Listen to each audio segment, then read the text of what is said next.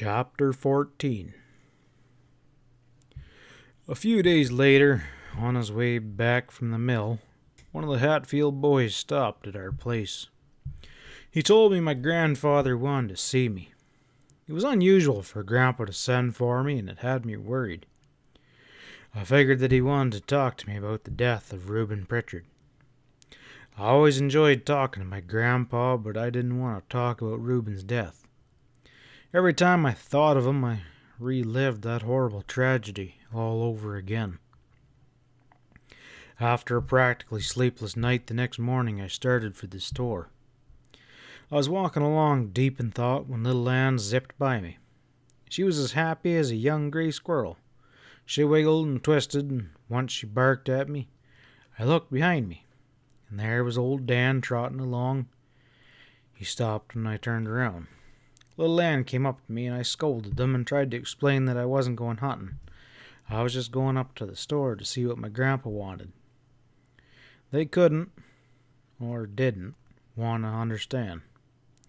I picked up a small stick and slapped my leg with it, and in a deep voice I said, "Now you go home, or I'll wear you out." Well, this hurt their feelings. With their tails between their legs and trotting side by side, they started back. Every little way they would stop and look back at me. It was just too much. I couldn't stand it, and I began to feel bad all over again. "Well, all right," I said. "Come on, you can go. But Dan, if there's any dogs around the store and you get in a fight, I won't be taking you hunting for a whole year, and I mean that." Although I knew I didn't. They came running. Tickled to death, little Ann took one of her silly spells. She started nipping at the long red tail of old Dan, and not getting any reaction from him, she jumped all over him. She barked at him. He wouldn't even look at her. She ran around in front of him and laid down in the trail, acted like a cat ready to spring. And stiff-legged, he walked up close to her and stopped and showed his teeth. I laughed out loud. I knew he wouldn't bite her any more than he'd bite me. He was just acting tough because he was a boy dog. After several attempts to get him to play, little Ann gave up, and together they started sniffing around in the underbrush. As I walked up in front of the store, Grandpa hollered at me from the barn. I went over to him. Right away he wanted to know all about Reuben's accident. He listened while I told the story over again. After I'd had my say, Grandpa stood looking down at the ground. There was a deep frown on his face and a hurt look in his eyes. His quietness made me feel uneasy. He finally raised his head and looked at me. What I could see in his friendly old face tore at my heart. It seemed that there was more wrinkles than I'd ever seen before. His uncombed, iron-gray hair looked almost white, and I noticed that his wrinkled old hand trembled as he rubbed the wire-stiff stubble on his chin. In a low voice that quivered as he talked, he said, "Billy, I'm sorry about this. I truly am. I can't help but feel that, in a way, this is all my fault." "No, Grandpa, it ain't your fault. It's not anyone's fault. It just happened, and no one can help it." "Oh, I know, but if I hadn't called Reuben's bet, nothing would have happened. I guess when a man gets old, he don't think straight. I shouldn't have let those boys get under my skin, Billy." "Grandpa, Reuben and Rainey could get under anyone's skin. You can't help that. Why, they get under everyone's skin that gets close to them." "Oh, I know, but still I acted like a fool. Billy, I had no idea things were going to turn out like they did, or I wouldn't have called that bet." Wanting to change the subject, I said, "Grandpa, we won that bet fair and square, but they took my money anyway." I saw the fire come back in his eyes. This made me feel better. He was more like the grandpa that I loved. "Oh, that's all right. We'll just forget the whole thing." He stepped over and laid his hand on my shoulder, and in a solemn voice he said, we won't be talking about this again.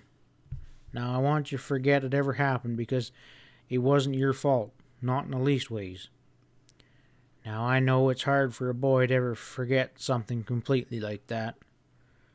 All through your life you'll think of it now and then, but try not to let it bother you, and don't ever feel guilty about it. It's not good for a young boy to feel that way. I nodded my head, thinking if people would just stop questioning me about Reuben's death, maybe I could forget. Well, the accident wasn't the only thing I wanted to talk to you about. I got something else. Something I think that'll help us both forget a lot of things.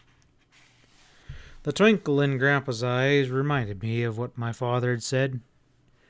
It seems like that old man can cook up more deals than anyone in the country. I don't care how many deals Grandpa cooked up, he was still the best grandpa in the whole wide world. What you got? I asked. Come on over to the store and I'll show you.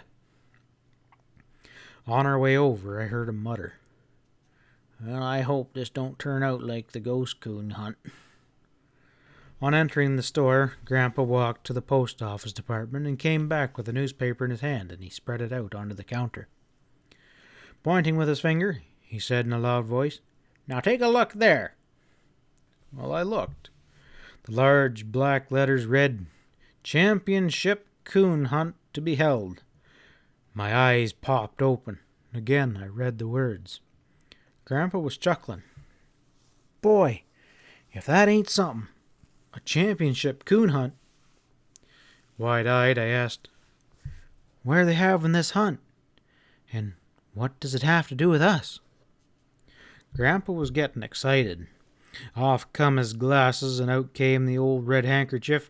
He blew his breath on the lens and gave him a polish. He snorted a time or two, reared back, and almost shouted. Do with us? Why, it's got everything to do with us.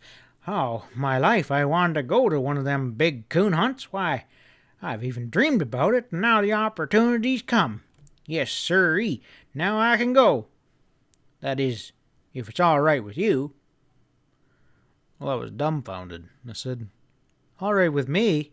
Why, Grandpa, you know it's all right with me, but what have I got to do with it? Grandpa was so excited I thought he was going to burst a blood vessel. Talking excitingly, he said, I got her all fixed up, Billy. We can enter old Dan and little Ann in this championship hunt. Well, I was so surprised at what Grandpa had said I couldn't utter a word. At first I was scared, then a wonderful feeling came over me, and I felt the excitement of the big hunt as it burned its way into my body. I started breathing like I was running the 100-mile. After several attempts, I croaked, Can just any dog be in the hunt?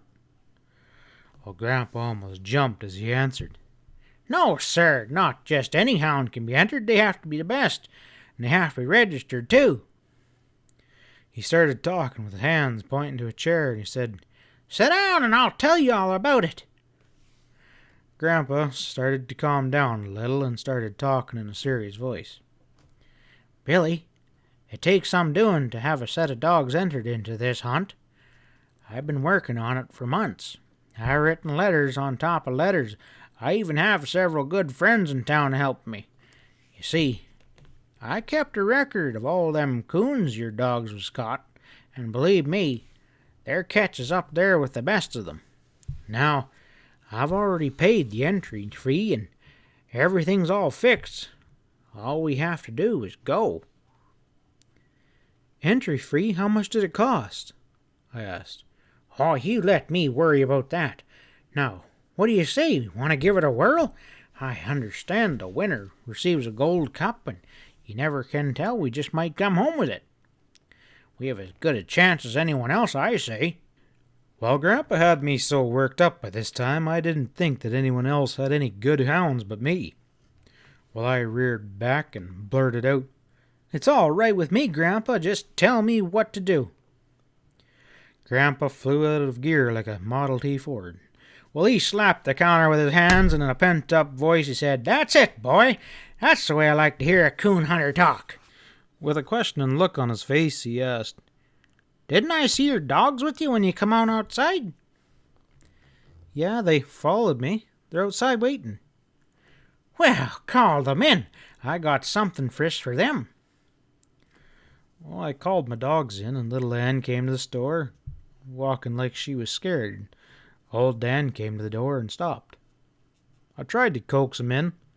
It was of no use. My dogs never been allowed in the house. They were afraid to come in. Grandpa walked over to a hoop of cheese and cut off 2 big chunks about the size of my fist. He walked to the door talking to old Dan. What's the matter, boy? You scared? You scared to come in? Well, that must shows that you're a good dog.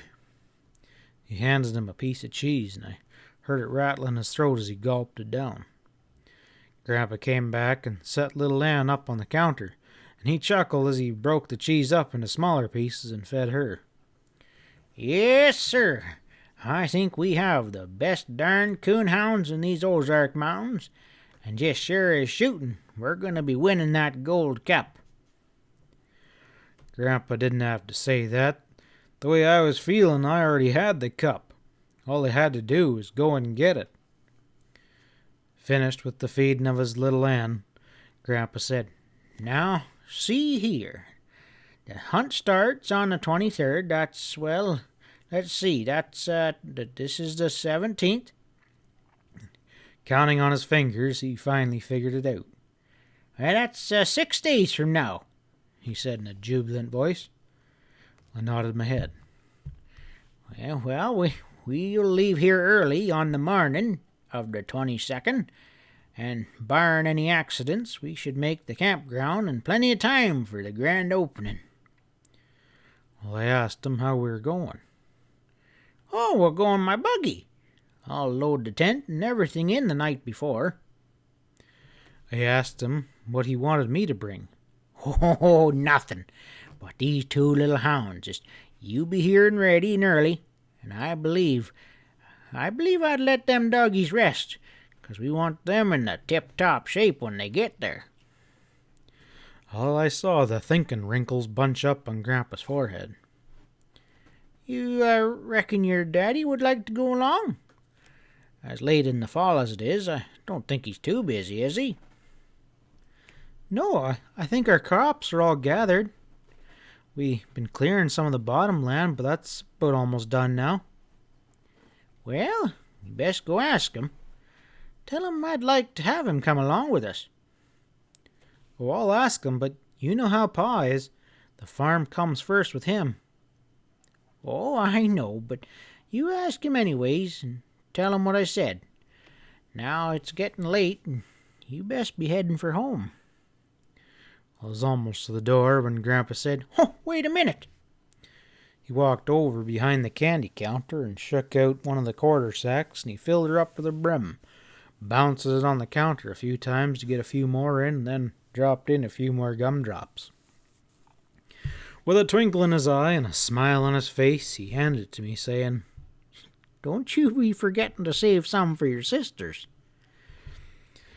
Well, I was so choked up I couldn't say anything. I took it and I flew out that door, calling to my dogs. And on my way home, I don't think I even touched the ground. I was way up in the clouds, just skipping along with a song. I told the sycamore trees and the pop-eyed gray squirrels just how happy I was. Little Ann sensed my happiness. She pranced along on the trail, and with a doggish grin on her face, she begged for a piece of candy, which I so gladly gave. Even old Dan felt the pleasant atmosphere. His long red tail was fanning the air, and once he raised his head and bawled. I stood still and listened to the droning tones of his deep voice. The sound seemed to be trapped for an instant in the thick timber. It rolled along under the tall white sycamores and then beat its way through the wild cane, and then found freedom out on the other side where the clear blue waters of the river. The sound following the river's course roared and rolled like the beat of a jungle drum. As the echo died away in the distance, silence settled over the bottoms. The gray squirrels stopped their chattering. The wild birds quit their singing. I stood still. No sound could be heard. It seemed that all the creatures of the wild were holding their breath. I gazed up into the towering heights of the tall trees. No leaf was stirring. The silence seemed to be strained and expectant, like a young boy waiting for a firecracker to explode. I looked at old Dan. He was standing perfectly still with his right front foot raised, his long ears fanning openly. He seemed to be listening, challenging any living creature to make a noise. The silence was broken by the whee of a red-tailed hawk. Well, this seemed to be a signal. All around me, the happy atmosphere resumed its natural state. I heard the of a woodpecker high up in the top of a box elder snag, the cry of a kingfisher, and the scream of a blue jay blending perfectly with the drum-like beat. A barking red squirrel glued to the side of a hackberry tree, keeping time to the music with the beat of his tail. Each noise I heard and each sight I saw was very similar to me, but I never grew tired of hearing and watching. They were God-sent gifts, and I enjoyed them all. As I skipped along, it was hard for me to realize that all the wonderful things that were happening to me in such a few short years. I had 2 of the finest little hounds that ever bawled on the trail of a ring-tailed coon. I had a wonderful mother and father and 3 little sisters. I had the best grandfather a boy could ever have. And on top of it all, I was going to be on a championship coon hunt. It was no wonder that my heart was bursting with happiness. Was I not the luckiest boy in the entire world? Everyone was sitting down to supper when I came home. My sisters quit the table for candy, and I told them they best divide it equally. The oldest one asked if I wanted any. No, I brought it all for you. Of course, I didn't tell them about the 4 pieces that I still had in my pocket. Well, they thanked me with their clear blue eyes. I guess it's pretty hard for a young boy to fool his ma. She took one look at me and called me over. She ruffled up my hair and kissed me and said, "If my little boy's eyes ever got any bigger, they're going to pop right out of his head. Now you tell me, what are you so happy about?" Before I could say anything, Pa chuckled and asked, "What's going on between you and your grandpa? What are you and that old man cooking up now?" Well, as fast as I could talk, I started telling about the big coon hunt. I told how hard Grandpa had worked to have my dogs entered and how he had already paid my entrance fee. Catching my breath, I looked at Pa and I said, "We're going in his buggy and he wants you to come along." I waited in silence for his reply. Pa sat there staring off into space and sipping his coffee and saying nothing. I knew he was thinking. In the silence, I was sure I could hear my heart thumping. "Pa, please come. We'll have lots of fun, and besides, the winner receives a big golden cup." He scratched his head. "Billy, I'd sure like to go, but I can't see how I can with all this work around here." I was beginning to think that Pa wasn't going to, and then Ma started talking. "Work? Why, all the work is practically done. I don't know one thing that you couldn't put off for a few days. Why don't you go? You haven't been anywhere since I don't know when." "Well, it's not only the work that I'm thinking of. It's you and the girls. It doesn't seem right just leaving you out here." "Why, don't you worry about the girls and me. We'll be all right. Besides, it'll be several months yet before I need any help." When Ma said this, it dawned on me. I'd been so busy with my coon hunting, I hadn't noticed anything unusual. Ma's tummy was all swelled up. She was going to have a baby. I felt guilty for not even noticing. I went over and put my arms around her and kissed her. Pa spoke up. "It's sure going to be a big hunt, and I heard something about it up at the store one day. Grandpa said that there'll be hunters there from everywhere, and Some of the best coon hounds in the country." "You think you got a chance to win the cup?" Pa asked me. I started to answer him when the little one piped up. "They can't beat old Dan and little Ann. I just bet they can't," she said. Everyone laughed at her serious remark. I would have kissed her, but she had candy, cornbread, and molasses all over her face. I told Pa I didn't know how good those dogs were, but there was one thing I did know. If they beat mine, they'd have to hunt harder than they ever had before. After I had had my say about the dogs, a silence settled over the dinner table. Everyone was looking at Pa and waiting for his answer. I saw a pleased look spread over his face. He stood up. "All right, I'll go. And by golly, we're going to bring that gold cup back, too." My little sisters started clapping their hands and squealing with delight, and a satisfied smile spread over my mother's face. At that moment, I'm sure no boy in the world could have been happier than I was. Tears of happiness rolled down my cheeks, and Ma wiped them away with her apron. In the midst of all the excitement, my little sister, not saying a word, climbed down from her chair. Nobody said anything. We just watched her. Still clutching a spoon in her small hand, she came over round the table and walked up to me. Looking down at the floor in a bashful voice, she asked, "Can I have the gold cup?" Putting my finger under her sticky little chin, I tilted her head up, and smiling as I looked into her clear blue eyes, I said, "Honey, if I win it, I'll give it to no one but you." I had to cross my heart and hope to die several times before she was satisfied. Back in her chair, she gloated over the others. "You wait and see. It'll be all mine, nobody but mine, and I'm going to put my little banty eggs in it." "Silly, you don't put banty eggs in a golden cup. They're just made to look at." That night I dreamed about gold cups and little red hounds and coons as big as rain barrels. Once I woke myself up whooping to my dogs. The next few days were busy ones for me. Knowing that Pa and I would be gone for several days, I did everything I could to make everything convenient for Ma. I chopped a large pile of wood and stacked it close to the kitchen door. To make it easy for her to feed our stock, I cut some poles from the hillside and boxed up one of the stalls in the barn.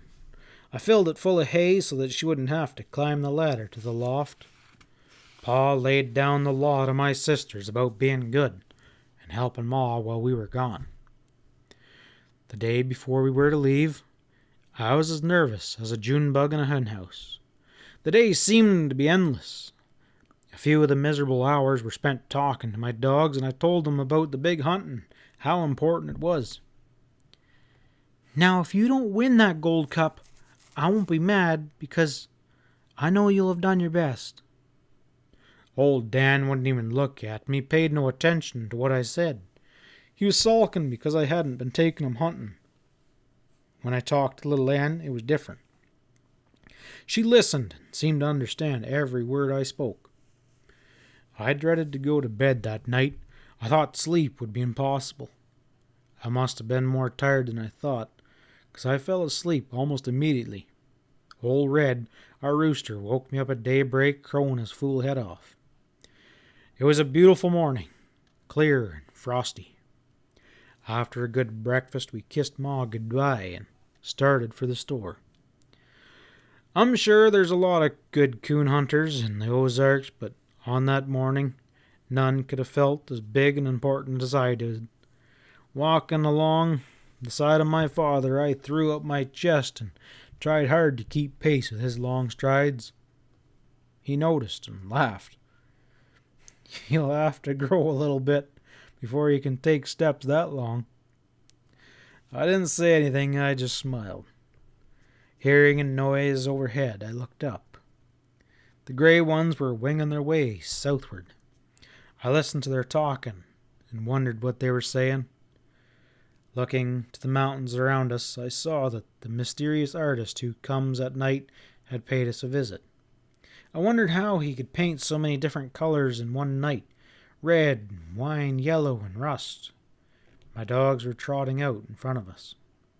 I smiled at the way their hind quarters shifted to the right. Little Ann would jump and bounce and try to get old Dan to play, but the solemn old boy just jogged along, heedless to anything. You know, she doesn't even act like a hound. She's just bouncing and playing all the time. Why, she acts more like a little pup than a hound. Yeah, I know, I said. I've noticed that myself, but you know one thing, Pa? She's the smartest dog I've ever seen. Why, some of the things she does are almost unbelievable.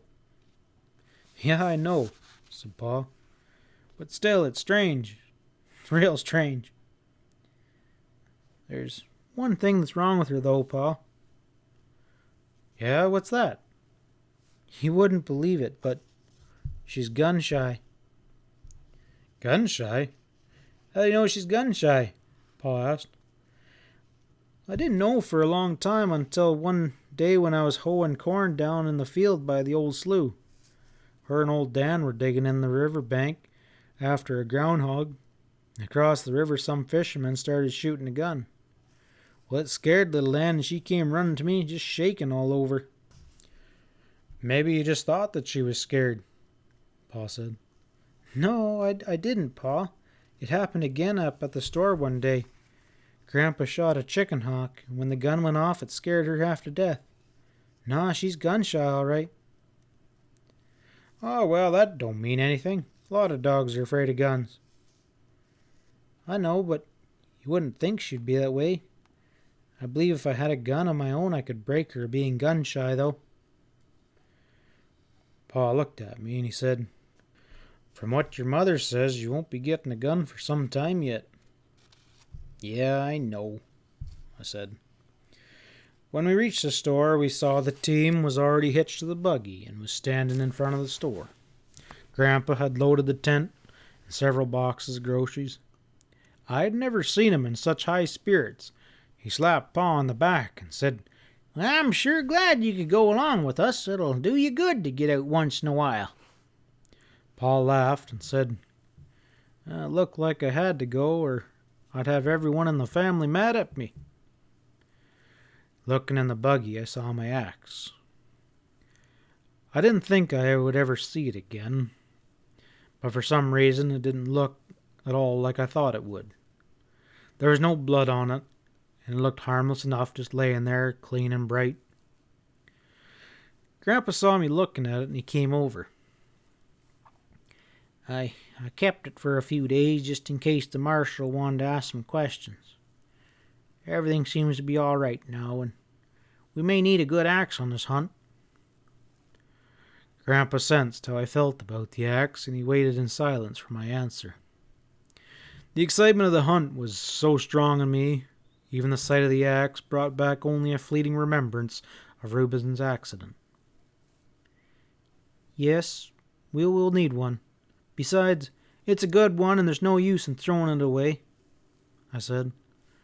Grandpa laughed, reached over, and screwed my cap around on my head and said, That's the boy. That's what I wanted you to say. Now, you better go back to the barn there and get some hay and make a bed in the buggy for your dogs. Oh, Gramp, they can walk. They don't ever get tired. Besides, they're used to walking. Walk! Grandpa nearly shouted. They'll be not walking. No, sir, not if I can help it. You want them to be footsore when we get there? Pa chuckled and said, We can't win a gold cup with two sore-footed hounds now, can we? Of course not. Now you get out there and get that hay like I said. As I turned to go to the barn, I couldn't help but smile. It made me feel good to have my Pa and Grandpa so concerned about my dogs. I'd only taken a few steps when Grandpa said, Oh, wait a minute. I stopped and turned around. Walking up to me and glancing towards the house as he did, he whispered, In that empty kraut barrel in the harness room, there's a jug of corn liquor. Could you cover it up with some hay so your grandma don't see it and bring it back with you? And with a twinkle in his eye, he said, You never can tell when we might need us some medicine. I knew my father wouldn't drink any of the liquor, but if Grandpa wanted to take along a whole barrel, that was all right by me. And just when I thought we were ready to leave, Grandma came bursting out, and Grandpa got nervous, and he whispered again. Did you hide that jug good? Well, I nodded my head. Grandma handed Grandpa a pair of long-handled underwear and a scarf and said, I knew you'd forget something. Well, Grandpa snorted and knew there was no use in arguing with her. She started picking around the groceries and asking about salt and pepper and matches. Oh, Nanny, we got everything. You must think I'm a baby and don't know how to pack a grub box. Oh, a baby, Grandma snorted. Why, you're worse than a baby. At least they have a little bit of sense. You don't have any at all. No codger like you out there chasing a coon all over the hills. At her biting remark, I thought Grandpa was going to blow up. He snorted like Daisy, our milk cow, when she had seen herself a booger. I crawled up in the buggy box with my dogs and hung my feet out. Grandma came over and asked me about warm clothes. I told her I'd plenty. She kissed me goodbye, and then we were on our way. End of chapter 14.